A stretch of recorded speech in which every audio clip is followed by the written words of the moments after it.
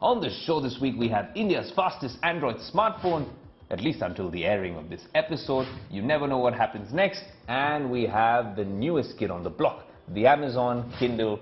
But is this a true bang for your buck? Of course, this is all the tropical tech that we're doing out here, but we're also taking you to the winter ski slopes in Switzerland, in Davos, where the Business Today team will be bringing you the latest and greatest in tech and business. It's going to be an action-packed episode. I'm your host, Ayush Shelavadi, and this is Tech Today.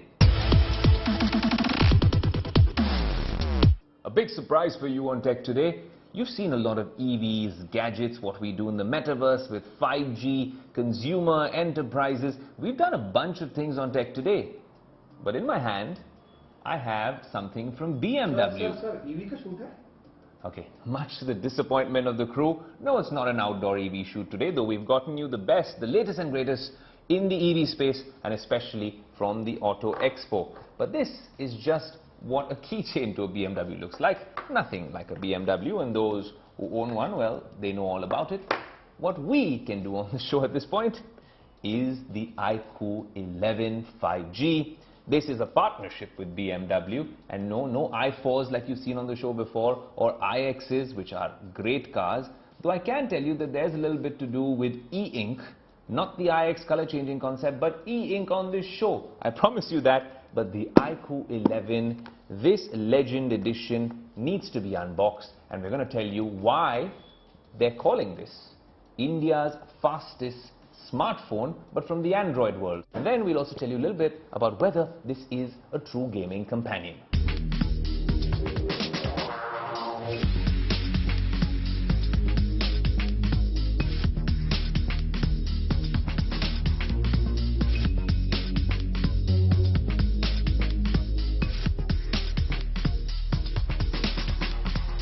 Just going by launch season and the sequence of launches in the smartphone world, this is India's first Snapdragon 8 Gen 2 smartphone. What does that mean?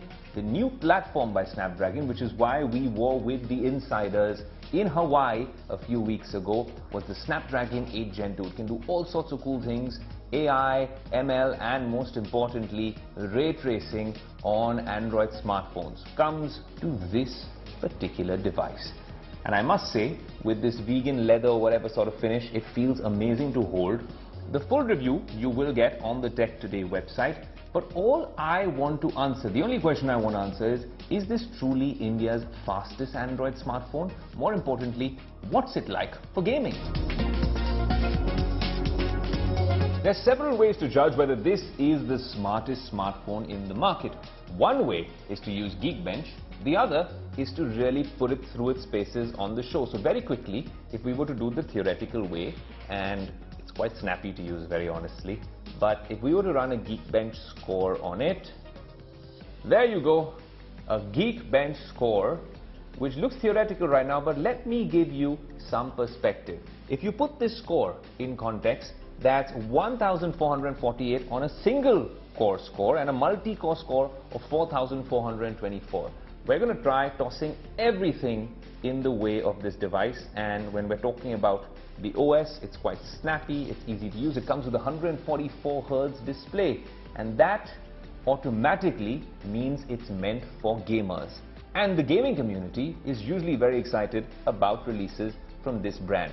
Now, of course, it's got the three-stripe BMW design at the back. Very quickly, the camera module looks very Vivo-esque, and this vegan leather sort of a white back is amazing to hold. Now, things that really work for it, of course, are the fact that it comes with vapor chamber cooling technology, 3 chambers, and a much larger cooling area as well. The gaming performance is amazing. Genshin Impact, Call of Duty, and even if you play real racing, a game I like playing in between sets, the sensors are so accurate. So it's not just the software, there's a bunch of software hacks, but the hardware is sublime.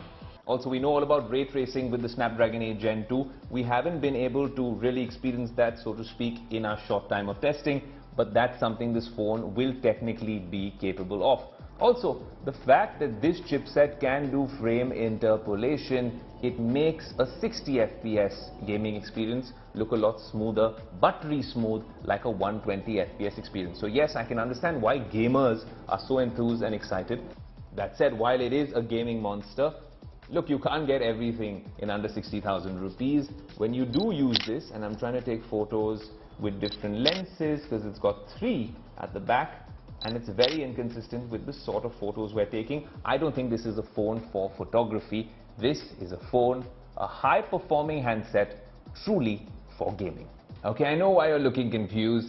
That might be because the Tech Today set is looking a little different, especially with these books. Full confession, we do read, but since we're tech geeks, we like to read on our tablets. And that's a way a lot of us like to read nowadays, on e-readers or maybe an Android tablet or an iPad. But these particular tablets come with several distractions. And then you can't replicate the experience that comes from reading a paper book.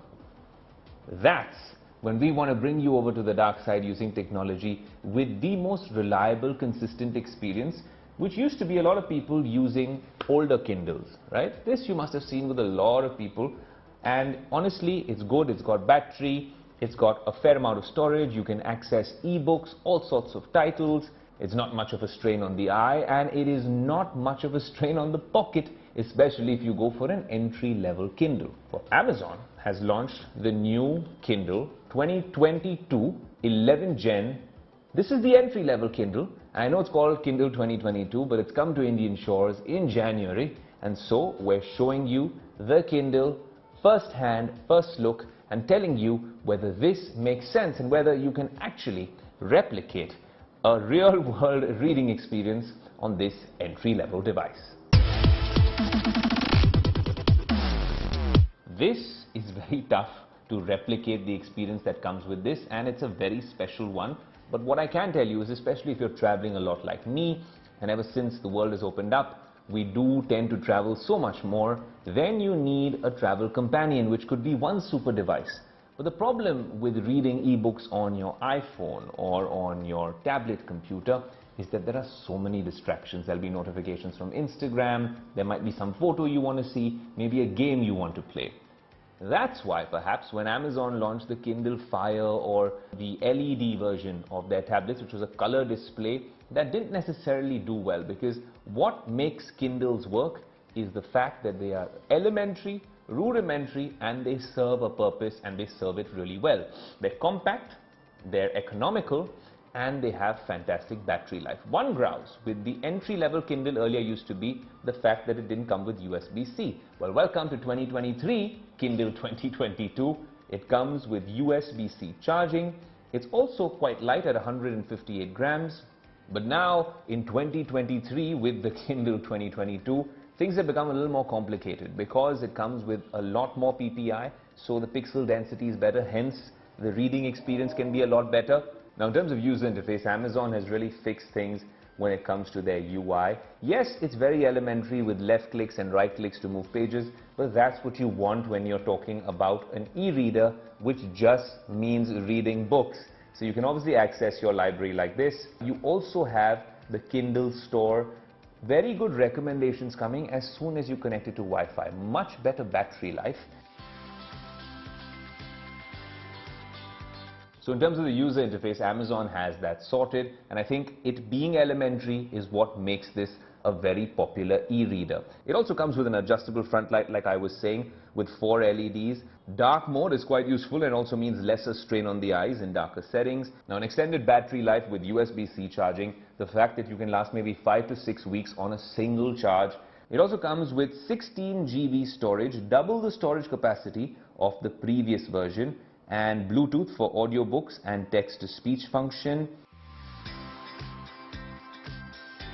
It also has very accessible themes here. You can change the layout, you can change the font, you can also do all sorts of things like show a clock while reading, book mentions about the book. You can also sync it up with Goodreads and get the sort of IMDb-like rating for the book that you are using.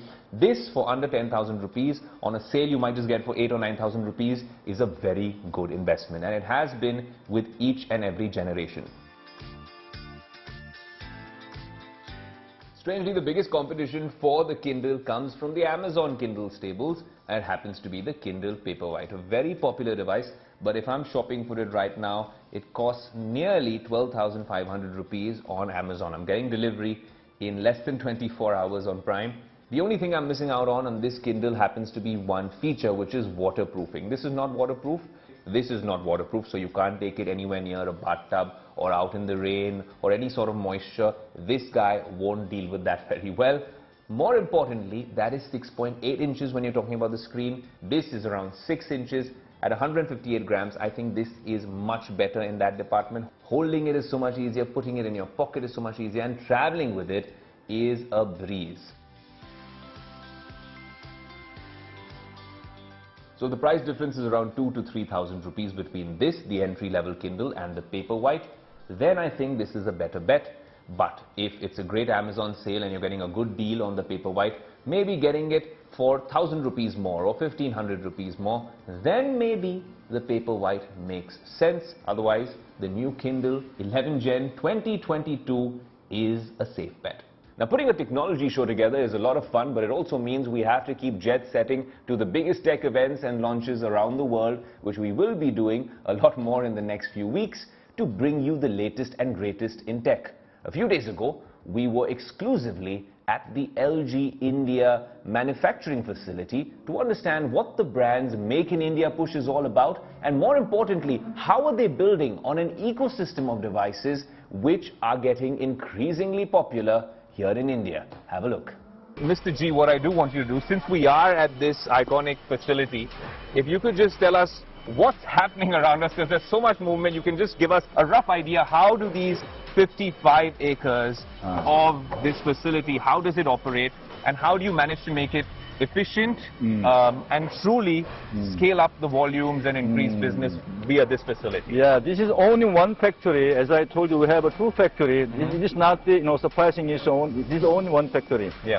In this factory, we are producing refrigerator about 2 million sets per year. Only this factory.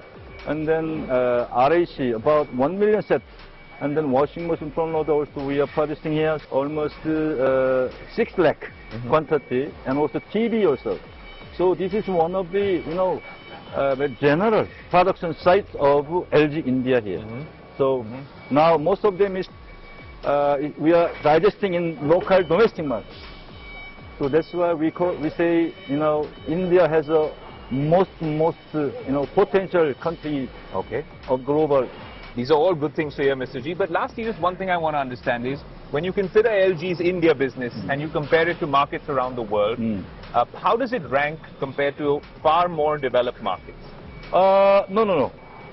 Maybe it will be very surprised if you heard what I'm saying is, India is world ranking number 2. India business size of LG India, right after USA market. Okay. Globally, USA ranking number 1, India ranking number 2. Others, number 3, we have very big gap with number 3. That's why we LG also have a very proud of business with India here. And we hope that you do visit the Pune facility more and come and visit us in the Tech Today studio in Mumbai. Yeah. And maybe we'll show you around and you can tell us a little bit more about your gadgets. Why not? Thank you. Absolutely. Waiting for you. Thanks so much for joining us on Thank you very Today. much. Thank you very much. Thank you. Thank you. Well, I hope you've enjoyed the first half of the show, but this was all about tropical tech here in India, the latest launches and the latest developments from consumer and enterprise tech. The second half of the show, we're going global, telling you about the biggest global events to look forward to, and most importantly, the hottest event taking place in Davos right now, and the Business Today TV team is there. All that and a lot more in the second half of Tech Today. The first half of the show was all about the top developments from the technology space, especially here in India, in a vicinity, geofencing it around the Tech Today studio here in Mumbai. But now we want to talk about the top tech events and the global events around the world, which will be happening in the coming few days, weeks and months.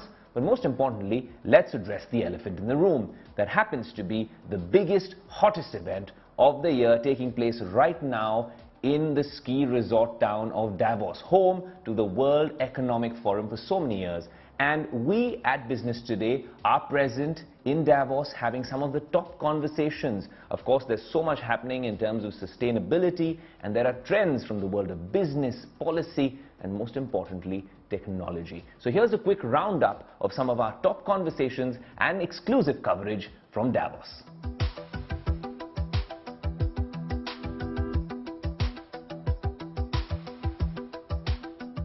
There's some talk about a new electric vehicle for two-wheelers, four-wheelers.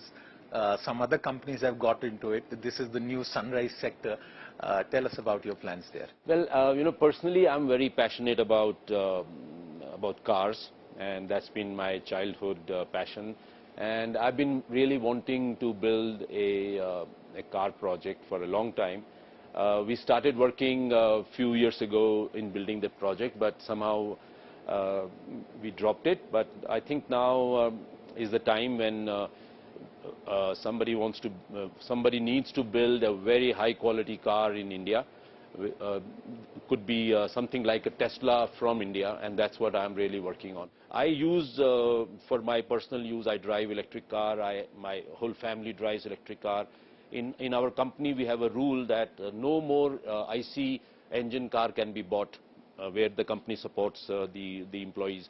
So we only buy electric car in the family. Which brands do you buy? No. Anything that's available? Yeah, anything. Yeah, like Tata has lots of electric vehicles now. I personally use an Audi electric. My wife uses other EQS and stuff like that. So there are just so many options now, and they are absolutely phenomenal, the electric cars. And with time, this technology is only going to improve mature and develop.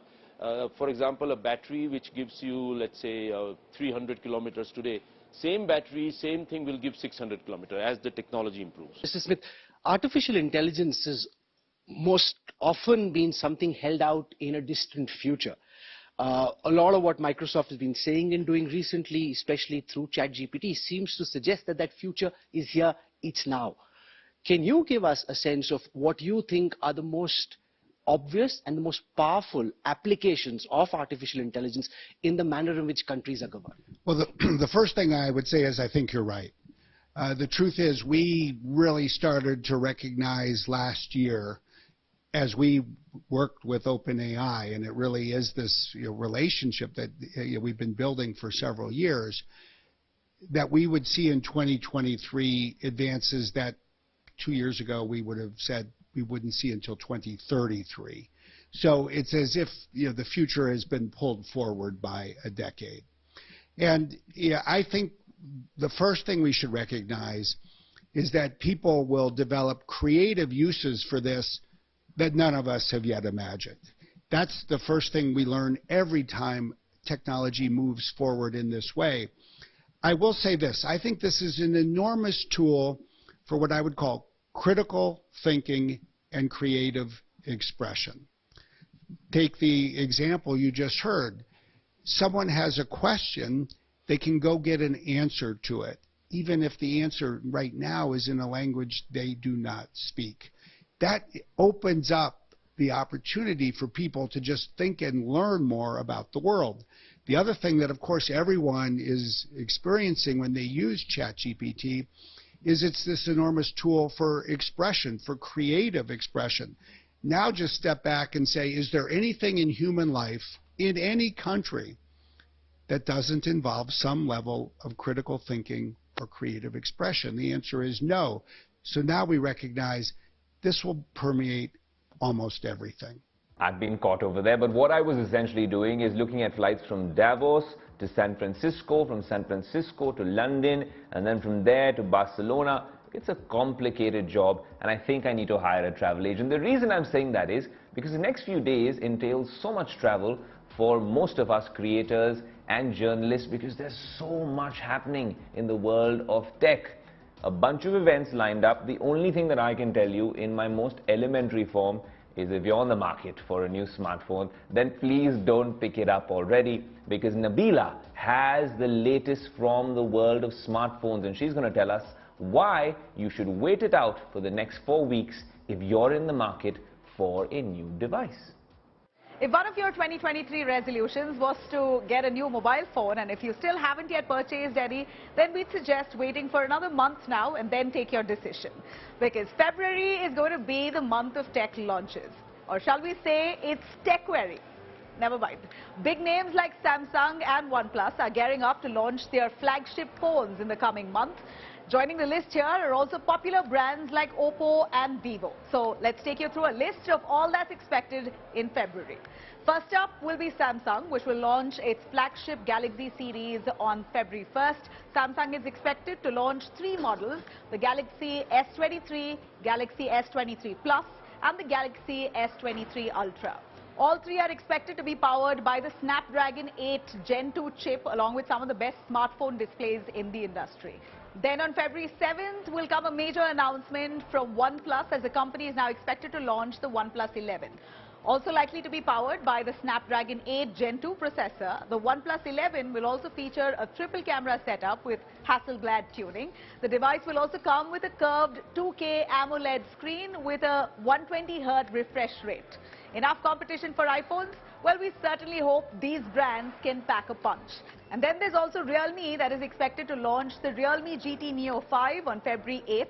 It will come with a 6.7-inch OLED display and will be powered by a Qualcomm Snapdragon 8 Plus Gen 1 chip. An MWC launch that has all of us excited is the Xiaomi. The tech company has now confirmed the launch of its 13 series at the Mobile World Congress, set to kick off on the 27th of Feb. The company is expected to launch 2 phones, Xiaomi 13 and Xiaomi 13 Pro, both again powered by the new Snapdragon chip and a curved AMOLED display. We will wait to see, if at all they launch more products in their ecosystem as part of their segment and branding, as it's built quite extensively at this point of time. Samsung will finally have competition from Oppo as well. We'd showcased its China-only foldable as a Tech Today exclusive last year, but this time they're taking things to a whole new level here, hopefully with an India launch. Oppo is expected to announce its latest series of foldable phones, and it looks like the Samsung Flip 4 will face stiff competition from the Oppo Find N2 Flip. Now, there's also Vivo, which is expected to launch the X90 and the X90 Pro smartphones on the last day of January. The X80, though, had one of the best cameras on a smartphone, so tech enthusiasts are waiting now for this launch with bated breath to see what better features they have on this one. So there you go, the top smartphones being launched in February. Ayush, I'm really guessing here that we're going to have exclusive access to a lot of these devices in the coming days, aren't we? Well, Nabila, you've used the E for exclusive, but in the tech world, there's an E for embargoes. All I can say is that a lot of what you've covered in that extensive report will be exclusively on Tech Today, and the T that I can use is a lot of travel to get there. Thanks so much for that. As always, it's been an action-packed episode of Tech Today, and we've enjoyed putting it together for you in this special episode. The latest and greatest in tech, in business, and what's happening in Davos. If you want more coverage on these particular topics, then you have to go onto our website where we've got you all covered. Even the segments you see on this show and so much more happening from the world of tech and business, it's all on our website and our social media handles. I'm your host Ayush Alavadi saying thank you so much for watching. Until next week, adios.